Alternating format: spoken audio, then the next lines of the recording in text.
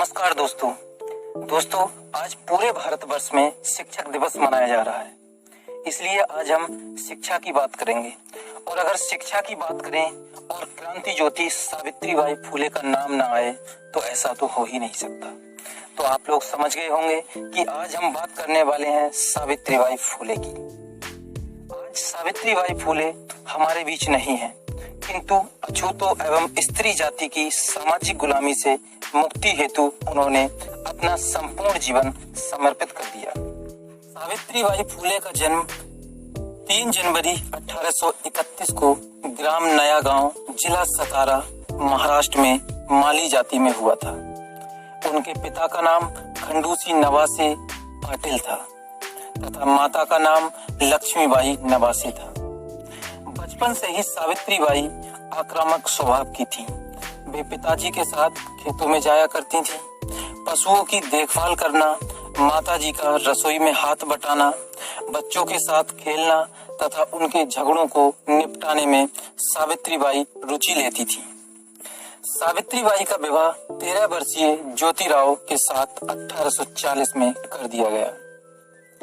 सामाजिक प्रथा अनुसार उनकी कोई भी शिक्षा नहीं हुई। ज्योतिराव ने सावित्रीबाई को शिक्षा देने का निश्चय किया। ज्योतिराव की मौसेरी बहन सगुणाबाई, जो एक विधवा थी, ज्योतिराव के साथ रहती थी। ज्योतिराव सावित्रीबाई व सगुणाबाई को अपने खेतों में ले जाकर मिट्टी व पेड़ों के पत्तों द्वारा उन दोनों को पढ़ाई कराया करते थे। ज्योतिराव ने सावित्रीबाई के रूप में भारत की पहली शिक्षित महिला बनाई तथा उसके गुरु की भी भूमिका स्वयं निभाई। मनुवाद पर प्रहार करने के लिए सावित्रीबाई को प्रशिक्षित अध्यापिका बनाना चाहते थे। इसलिए सावित्रीबाई एवं सगुणाबाई का दाखिला मिसेज मिचेल के नॉर्मल स्कूल में करा दिया गया। 2 वर्ष के अध्यापन का कोर्स पूर्ण किया गया तथा भारत के इतिहास में पहली महिला अध्यापिका बनी। ज्योतिराव तथा सावित्रीबाई देश की महिलाओं को पढ़ाकर नई दिशा देना चाहते थे, जिसे मनु का अंधा कानून इजाजत नहीं देता था। सावित्रीबाई ने अपने क्रांतिकारी कार्य का ध्वज पेशवाओं के पुणे शहर में ही लहराया। बुधवार पैठ में 1 जनवरी 1848 को सभी वर्गों की महिलाओं को शिक्षा का लाभ देने हेतु प्रथम पाठशाला खोली गई, जिसमें 6 लड़कियों ने प्रवेश लिया, जिसमें एक अन्नपूर्णा जोशी, दूसरी सुमिता मोकाशी, दुर्गा देशमुख, माधवी थत्ते, सोनू पंवार, जोनी कर्डिले।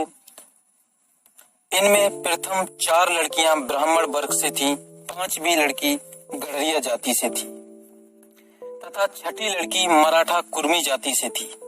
ज्योतिराव इस शिक्षा संस्थान के संस्थापक बने।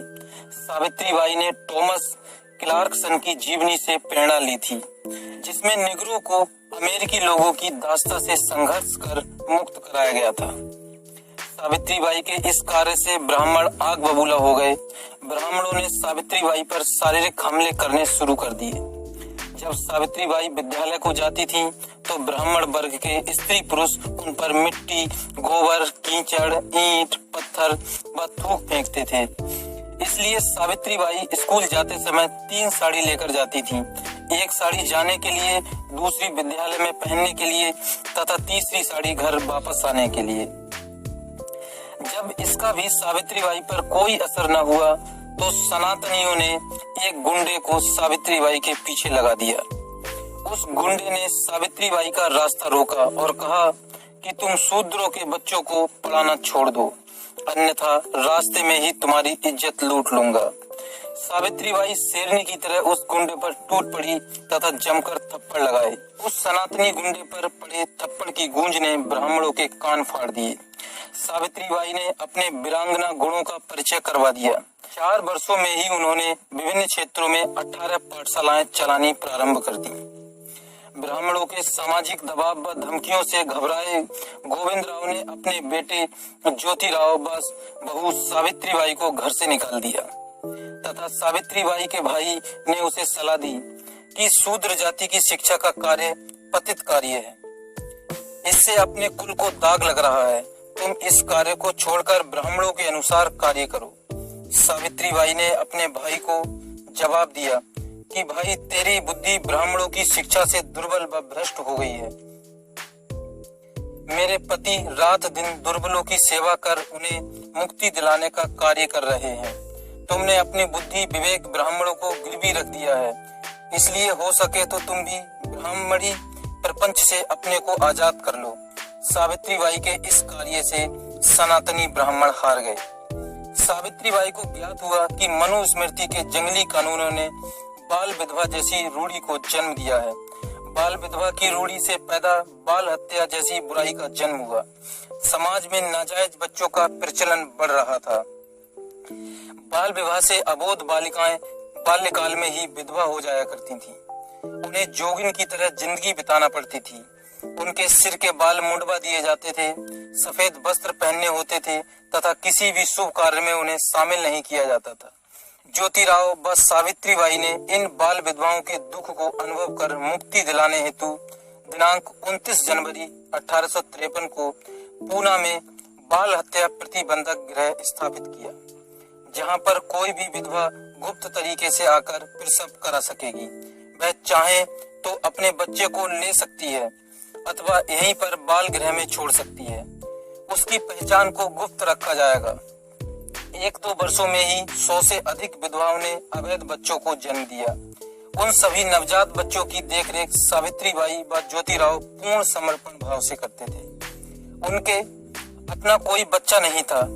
इसी बाल हत्या प्रतिबंधक गृह में काशीबाई नामक विधवा ब्राह्मणी की अवैध संतान को गोद लिया, जिसका नाम सावित्रीबाई ने यशवंत राव रखा। यही उनका वारिस था।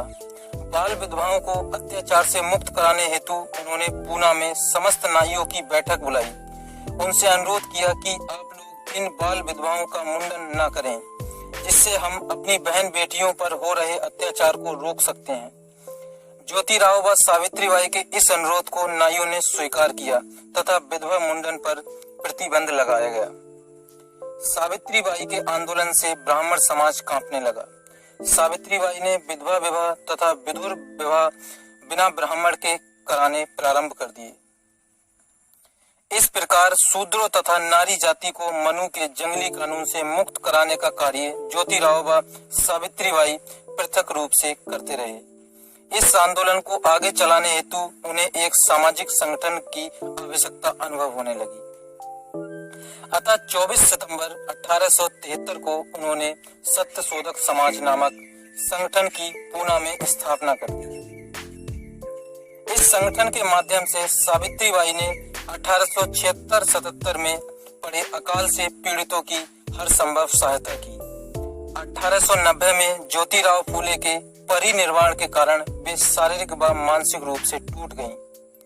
फिर भी सत्यशोधक समाज के आंदोलन को उन्होंने रुकने नहीं दिया। सावित्रीबाई ने भट्टों को ललकारा कि तुम पंच पात्रों की आवाज में पंचांग क्यों गाते हो, मांग महार को अछूत क्यों समझते हो। तुम्हारे इस व्यवहार से तुम्हारे ही भाई ईसाई बन रहे हैं। गोरे लोग हिंदू ना होकर भी छुआछूत का व्यवहार नहीं करते, जबकि तुम मांग महार की छाया को भी अपवित्र मानते हो। तुम्हें ज्योतिराव फूले के ज्ञान को ग्रहण करना चाहिए। सत्यशोधक समाज के माध्यम से ज्योतिराव व सावित्रीबाई फूले ने बहुजन समाज को जगाने का क्रांतिकारी कार्य अपने संपूर्ण जीवन काल में किया। करुणामयी हृदय से ओतप्रोत इन विभूतियों ने शूद्रों व स्त्री जाति को सामाजिक गुलामी से मुक्त कराने के अथक प्रयास जीवन भर किए। वर्ष 1897 में पूना में प्लेग की बीमारी फैल रही थी। बड़ी संख्या से प्लेग से प्रतिदिन लोग मरते जा रहे थे। उनका बेटा यशवंत राव डॉक्टर बन चुका था। सावित्रीबाई तथा उनका सत्यशोधक समाज संगठन प्लेग से पीड़ितों की सहायता कर रहा था। एक बच्चे के प्लेग से पीड़ित होने की खबर पाकर वृद्धावस्था में भी सावित्रीबाई उस बच्चे को अपने कंधे पर उठाकर अपने चिकित्सालय ले आई। सौभाग्य से वह बच्चा तो बच गया, किंतु मात्र हृदय क्रांति ज्योति सावित्रीबाई फूले स्वयं प्लेग की चपेट में आ गई और 10 मार्च 1897 को सावित्रीबाई मृत्यु से हार गईं।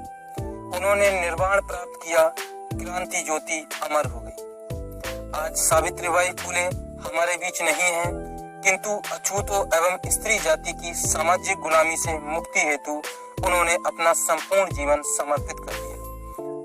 भारतवासियों को उनके जन्मदिन को राष्ट्रीय शिक्षा दिवस के रूप में मनाना चाहिए तथा उन्होंने जिन उद्देश्यों हेतु आंदोलन किया उनकी पूर्ति हेतु हमें संघर्ष करते रहना चाहिए।